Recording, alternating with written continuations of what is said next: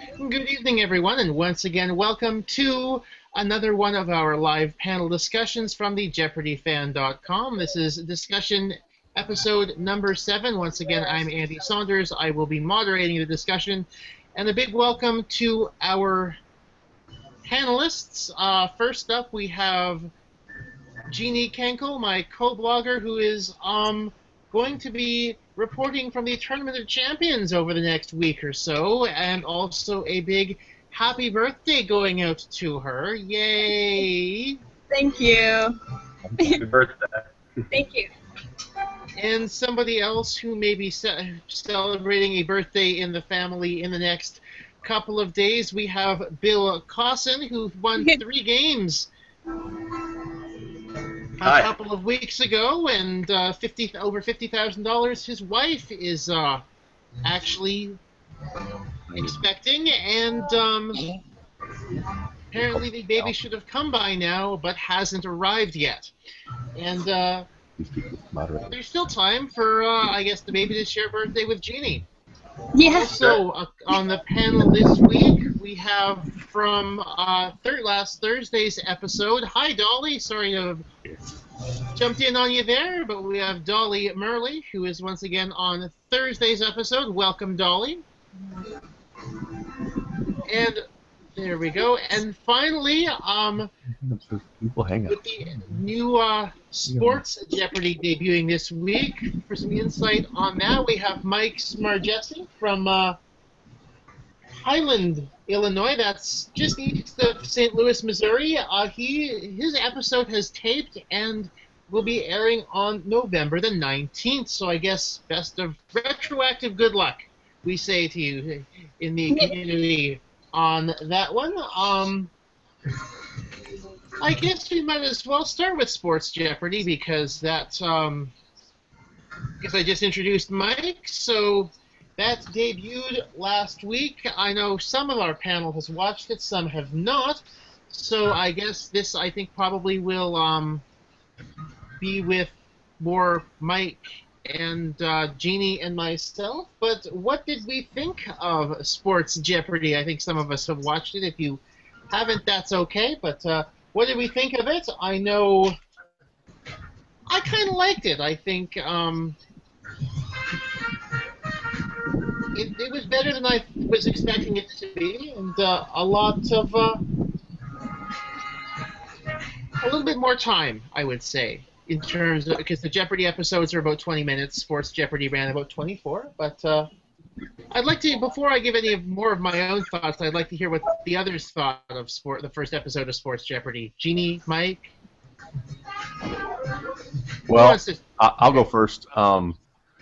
I obviously loved it since I'm going to be a future contestant on there and have it be aired on November 19th. I liked it. I've been in sports trivia, I guess, buff, pretty much my entire life, and I was on a sports game show that was on ESPN a number of years ago, like maybe 1993, and so comparing that one to this one was so much more professional, more organized. The people that I dealt with at Sports Jeopardy were top notch. I mean, from the time I went to audition to when I left, it was just a great experience. And as far as watching the show itself, I watched the first episode, and a lot of things obviously look familiar, and I'm looking forward to seeing a lot more episodes. I wish it was on, personally, I wish it was on more than just once a week. Mm-hmm. I know you watched it, Jeannie. How did you think of it? Yeah. I'll definitely watch it again, too. One thing that annoyed me was the long interviews. They were like twice as long as the Trebek interviews. I didn't like that. But we saw all the clues, and the board wasn't as big either. I didn't like that. But, I mean, it's watchable. I didn't hate it. Yeah. I know that I found the interviews dragged a lot, especially the bring an old picture of yourself segment. That felt very contrived to me. I don't know how you felt about that, Mike. I presume they asked you to bring an old picture of yourself, so. They did, yeah. They said they didn't know if they were going to use those all the time, and in fact, the tapings that I was at the day of my taping, they did not use every. I think in that first episode they used every contestant. They had a picture of each of them, and in my the day I was there, they did not use everyone's picture as part of the taping. So it was more of a selection. I think that's the kind of thing they're probably getting a little bit of feedback on and realizing they need to cut some of that stuff down, and that was probably where they started. Good to know that they're not, because it felt like it was very contrived in a couple of places, and that it looks like they'll probably only be using the interesting photos. So Yeah. I'm looking forward to that. One thing I really liked, I kind of made sure I tuned into the very end. I really liked the kind of bar booth setting for the post-game interview that Dan Patrick seemed to do with the contestants. It was nice to actually hear what the contestants had to say afterwards. You know what? I skipped that part, actually. I was like, oh, the game's over. I didn't listen to that. You should. I'm going to suggest you go back and actually have a listen at that, Jeannie, because I found it quite interesting. Yeah, it gave it kind of lets you get a little bit of an insight as to what your own competitors were thinking at certain points of the game, and you know, Dan and Kelly kind of almost even asking you, why did you do certain things? You know, why did you do what you did at that time, and what were you thinking at that time? So yeah, it was kind of neat. Yes, I'm looking forward to hearing more of those. One thing I felt, it seemed to me, I don't know if you got this idea as well, was Dan Patrick a little condescending at times, especially when he felt the contestants should have known the answer? Well, I don't know how much, and this is, you know, my own opinion, I guess. I think that's the way that Dan Patrick kind of is in general, and I don't take it necessarily, I guess, as condescending. He's very dry, and there's definitely sarcasm with some of the things he says, but I think it's all in good fun, and I didn't feel that way. I almost felt like he probably thought, almost to the point where, hey, if I already know this, you know, then how in the heck did you get on this show if you didn't know this, you know? So it was more of a, I think I took it that way, I guess, more than I did condescending. Fair enough. Okay, and I guess Jeannie touched on this briefly as well. The shorter board, four clues to the category and not 5.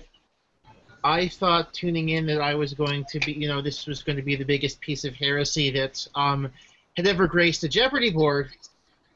But to be honest, I kind of didn't have as much of a problem with it as I thought I was going to. So I think it works out well. Obviously, I think I would rather try to see more questions, but I guess, you know, 48 or 49 isn't too bad either. So they shortened the board up, but they extended, like we said, they extended kind of the intros and so forth with all the contestants. And you know, one thing also is we were playing for points and not for money on the board as far as that goes. And I think that made a little bit of a difference too as far as their configuration of how they were going to set up the game. Fair enough. I think at this point it's probably best to get back to the real Jeopardy now. Let's see. I'm going to ask Dolly a question, actually. I hope she can hear me, and we can maybe unmute her microphone. Yeah, her microphone's muted. There we go. Perfect. Awesome. So, unfortunately, Dolly was a contestant who ran into some bad luck late in her game, especially with a late daily double, and was unable to play final. Guess what? You know what? That happens sometimes. She went for it, didn't get it, and that's perfectly fine. So my first question for you, Dolly. Okay. Did you get or did you know your final Jeopardy question from the? No. God, no. Okay. Thank God. I felt so bad. I was like, if it was Thomas Jefferson, I'm gonna be really upset. No, it was 20th Century World, but it was. Yeah. I was sitting there going, if it's somebody I know, I'm gonna be really upset. And then I was like, I still don't know who Tito is. I think Tito. I think I said online the only Tito I know was in the Jackson 5. So. But no, and it was funny because we were sitting at the little table with Karina and some of the others, and they write down their answers, and they were looking at me, and I was looking at them, and we were just both. They didn't know it either, so felt pretty good about that. Well, so at least that worked out for you then. I suppose we could say that. I'm curious. You probably didn't have much of a chance to talk to Catherine after your game. Am I correct in thinking that? Not after, but I had lunch with her before. So. Okay. Now I was more out of curiosity. Her final Jeopardy bet in that game, I wasn't much of a fan of. I don't know if she screwed up the math or her strategy was off. Curious viewers can go to the blog and see, and my thoughts are quite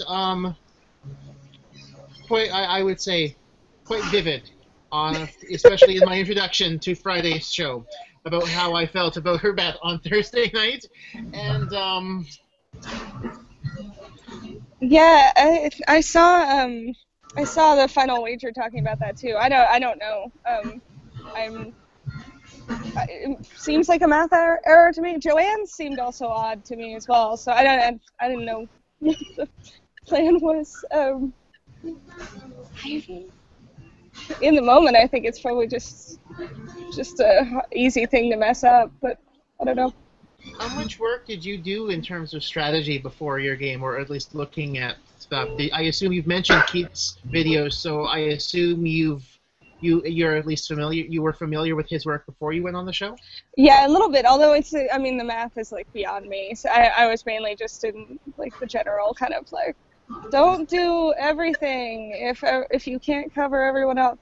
You know, it's also kind of hard to plan that stuff given that you don't know what the final question is going to be until you see it. It's hard to know, but yeah, and it would have been interesting. Like if I had gotten the horse question, I would only, I think, have had like 7,000 or something. So I probably obviously would have gotten 0. But just in the long run, and I found Alan's wager on Friday really funny because he's an actuary. So as far as I could tell, he did that on purpose.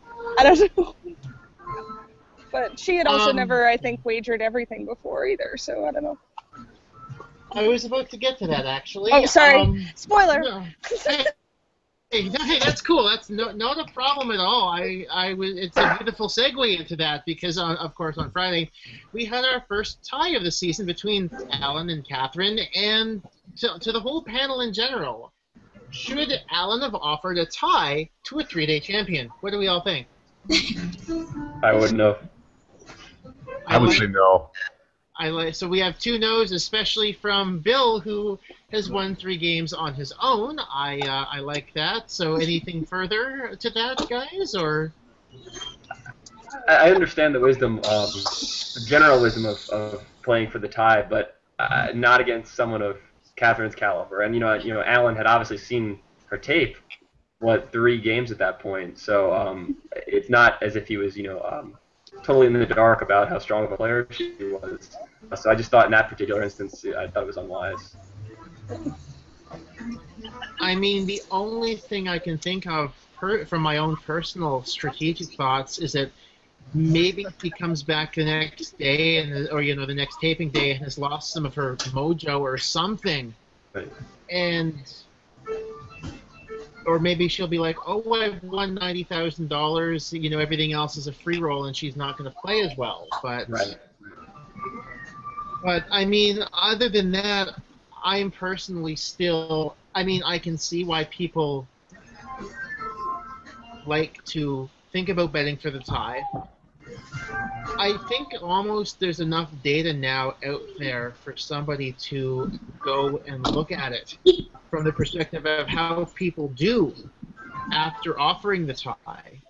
Just maybe if the numbers aren't what people expect there, maybe it might not be a bad idea to take the other recommendation and not bet bet to win every time, but something to look at in the future, I guess. I personally haven't watched Monday's episode yet, so hopefully the panel hasn't. Hopefully, the panel won't spoil it for me. I won't spoil it. Okay, good.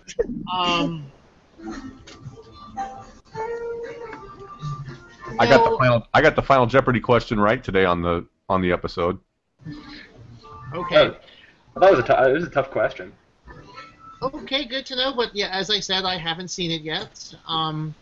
Let's see. A question for Bill, going back to your episodes. I was going to ask you this last week, and I know we touched on it as a panel without you here. But the magazine daily double that you faced. Yeah, it was a very, very, in hindsight, a very stupid wager. You know, I just wagered $601 more. That Final Jeopardy would have been pointless. Yes.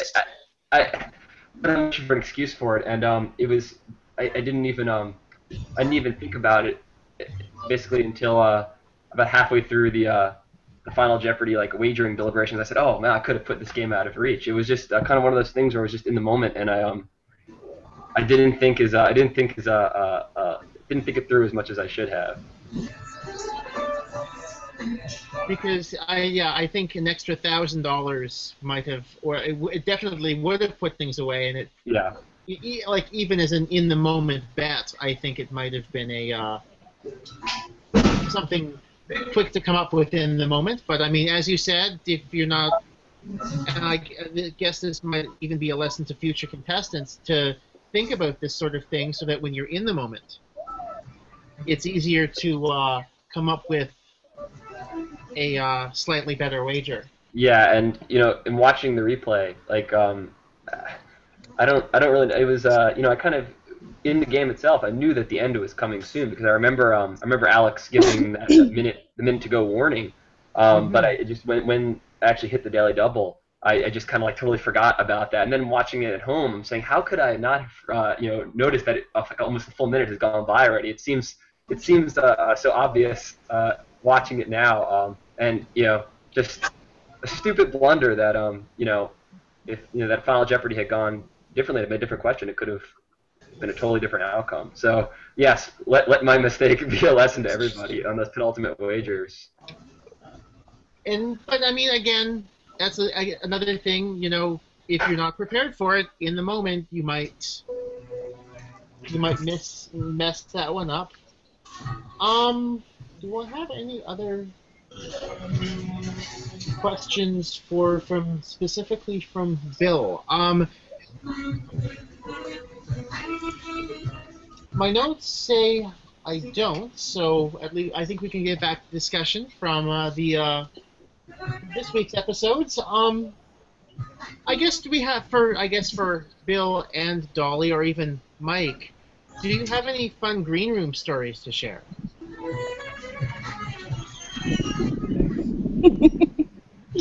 I hear some chuckling. I hear some chuckling. Yeah, I guess the usual kind of Maggie high energy insanity at 9 in the morning. I think that's kind of a shared experience for most contestants. She's a double shot of espresso in the morning. Yeah, Maggie was the best, and I also enjoyed the makeup ladies. They were fun to hang around with and talk to, and kind of give you a little bit of insight on things from their point of view.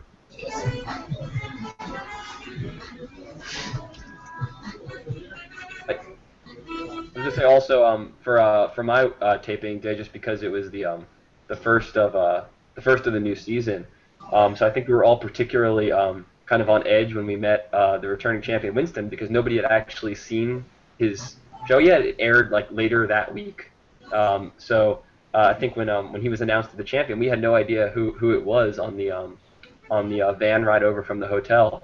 So when he was finally revealed as the champion, you can kind of see every eye slowly turn over to Winston, who was sitting on the couches instead of everyone else was at the long conference table. So that was kind of I think an unenvious position to be in for him to have 15 pairs of eyes or so all staring at you like that.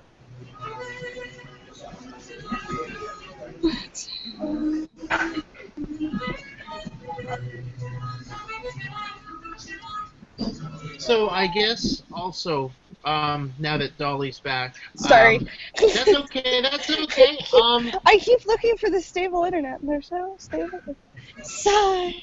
Now, both for Bill and Dolly, are there any other than, I guess, in Dolly's case, the horse daily double, and Bill's last final, are there any questions you kind of want back, so to speak? Like, I can't believe I didn't get that, or...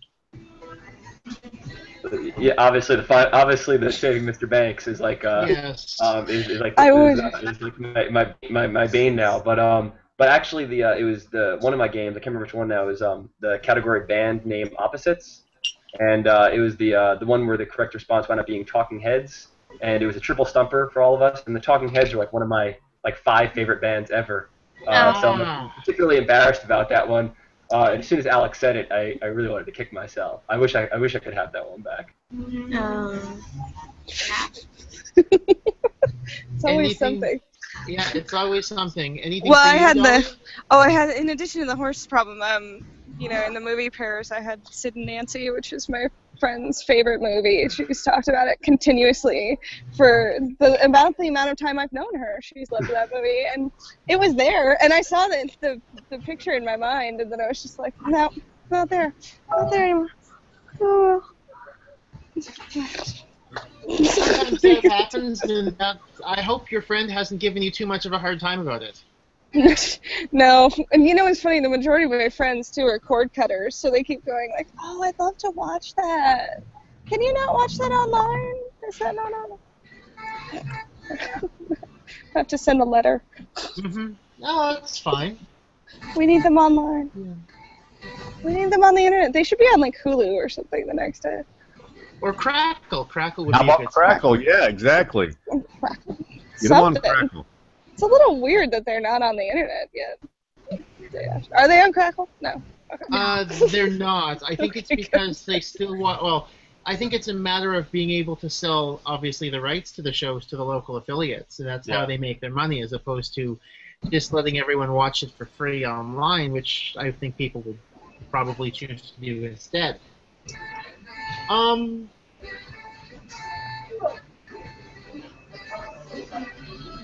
Did we have any favorite categories from the past week? Anything? I know I kind of liked the Fix the Car Name on Friday. I wouldn't mind seeing something similar to that. And I guess from Bill's games, he mentioned the band name Opposites. I think from his week. I thought that was kind of a fun category. Do we think Jeopardy though is putting in too many music categories, because it feels like there's one every other day? Been a lot of pop culture this season. They don't have it any more often than they have wordplay categories, I don't think. Okay, fair enough. Wordplay. There's not. I like the wordplay. I like the. I mean, from my own personal experience, I like the pop music categories, if only because I write a weekly music game and for my job, so it makes it easier to. Or make it's. I usually end up knowing a lot of those, but. Yeah. I liked the one short of an EGOT. That made me very happy. Mm-hmm. That made me so happy. I was so jealous that it wasn't in that game. Yeah. That was a difficult category to think of, given, the name and then 5 seconds. It's like, what are they missing? And it's like, that probably would have been better suited to Double Jeopardy, to be honest with you, just by how difficult I found it. Do we have an agreement on this one, or? I agree. I thought that was definitely a Double Jeopardy category. There were a lot of inexplicable ones. The Goop one on Friday I thought was a lot harder than... I think it was only like 200, 400. Which category? It was where Gwyneth Paltrow announced her divorce. Oh, yeah. And everybody's like, that was weird. That was not everybody goes. I had heard of Goop, but I didn't come up with it in time, and it was definitely not a. I felt it was should have been higher valued than the 400 that it was.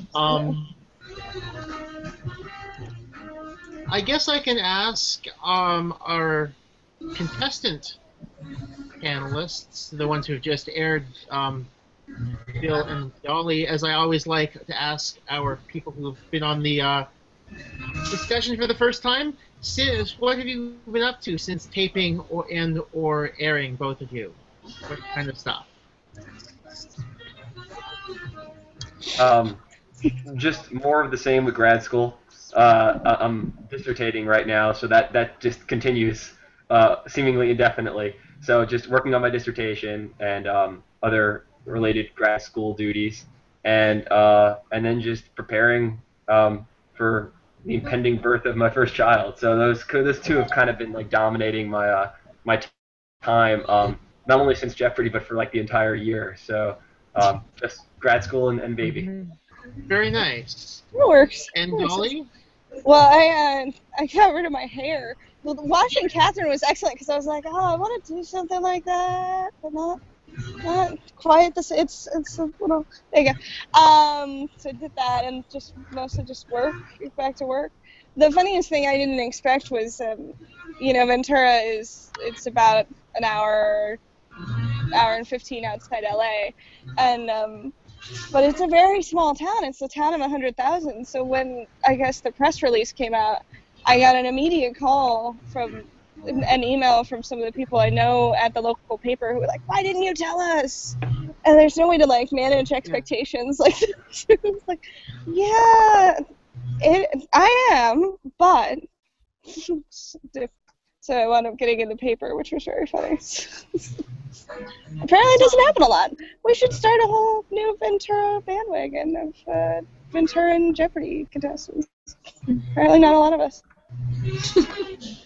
I can think of a couple off the top of my head that are from Ventura. It was really funny. I think there's a pretty famous one.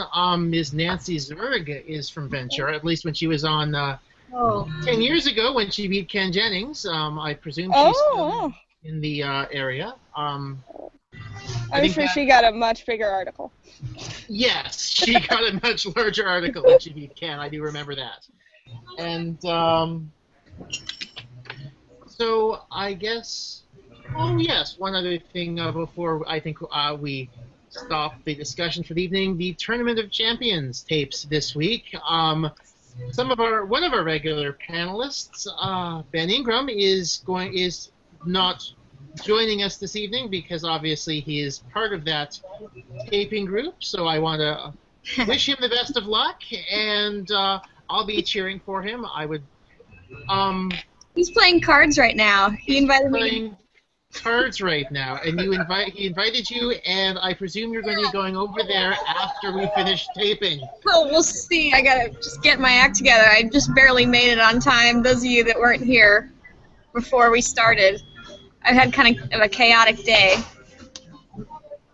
But so I guess, do we have anyone we're specifically cheering for, the rest of the panelists, in terms of the upcoming tournament? Do we have it? I mean, Question.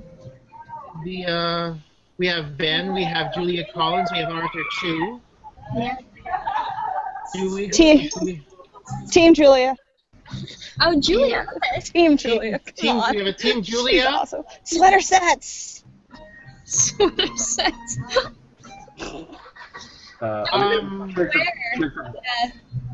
You're gonna say, Bill? Cheering for Ben, fellow South Carolinian. Yeah, we have a Team Ben. Do we have a Team Arthur in the house?